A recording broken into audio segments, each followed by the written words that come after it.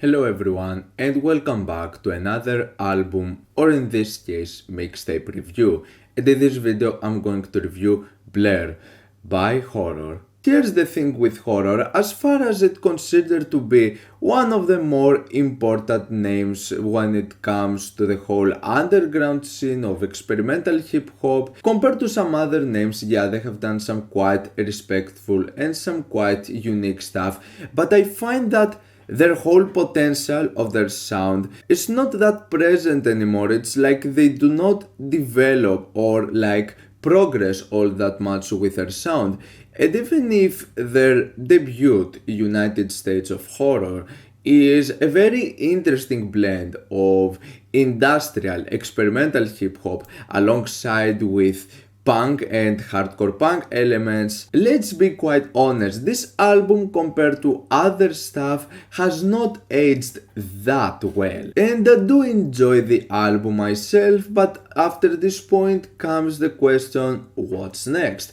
And I don't find with some of the later EPs that Horror presented that much of a new and a different self, even though the releases by themselves were frankly just okay. But the thing is that I didn't see people actually talking about them. But the thing is, despite all of that, I would never expect such an embarrassment with a brand new release from Horror, because if there is one word that can describe this whole mixtape, is actually embarrassing. And I hate to say it and I can't believe this, but this is not just by far the weakest thing Horror have done over the years. I actually find it to be one of the worst things I've heard all year. This mixtape actually feels like their first attempt on trying to make something industrial and experimental in the terms of hip hop,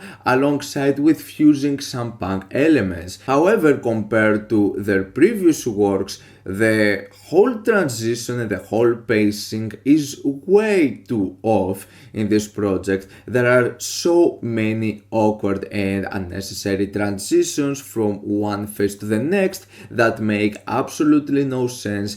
And the other really painful thing about this whole project is the overextended use of skits and sampling of conversations, to the point where some of them might actually just be half of the portion of the songs. And we're talking about 10 songs over here, and a fairly decent release when it comes to its length. It's just 34 minutes, it's quite short, so it should at least be straight to the point. However, it is really shocking how just inconsistent this whole thing is. Even if Horror are not known for consistency, considering how many different elements of music they fuse together, the ideas would at least not come out as like this bland and this forgettable and just so amateur. Like, this release actually has some of the poorest attempts on making an industrial and experimental hip hop project. Now, when it comes to some of the punk segments, they're okay, but for the most part there are segments and ideas that would become quite cringy, and I don't really remember this being that much of the case with previous projects from Horror. Like, Beneath the Earth's Crust starts with this very long and painfully boring and average sort of social commentary, and then the rest of the track is this very like slow sludgy attempt. And like, the instrumental by itself, it's kind of okay, but what's with the vocals? Like, the first half contains some of the most obnoxious vocals I've heard from Horror.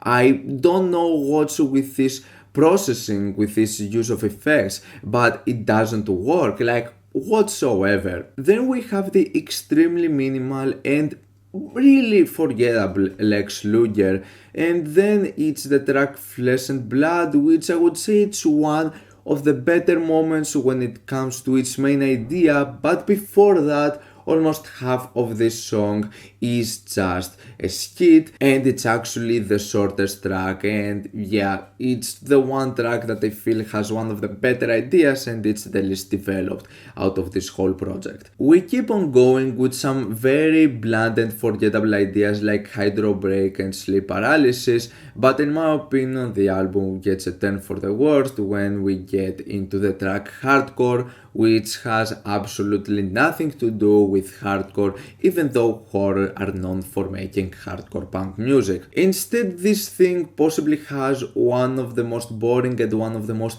painful instrumentals I've heard from Horror. Dogshit is another track that has sort of a promising start, but it's once again a case with half of the song just being sort of like a long, just drawn out sampling that it's so unnecessary. Like, it takes such a big portion of the track, it's actually not fun, it's not enjoyable.